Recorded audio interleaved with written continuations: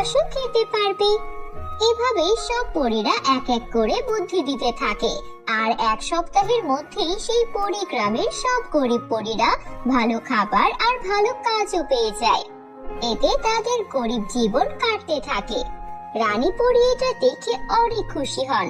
রানী পরী তার 7 পরীকন্যাকে ডেকে বলে, তোমরা সবাই অনেক ভালো কাজ করেছো।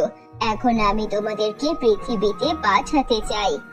সেখানে একটা শয়তান জাদুকর আছে, যে মেয়েদের বন্দি করে তার গুহায় রেখে দেয়। তোমাদের সেই জাদুকরকে হারিয়ে ওই মেয়েদেরকে মুক্ত করতে হবে। কিন্তু মা, আমরা তো শুনেছি ওই জাদুকর অনেক শক্তিশালী। আমরা একা কিভাবে ওই জাদুকরের সঙ্গে লড়াই করব? এটা তো আমরা পারবো না। এটা তো তোমাদেরকেই ভাবতে হবে। এই বলে রানী পরী সেখান থেকে চলে যায়। সব পরিবন পৃথিবীতে চলে আসে, আর সেই গুহার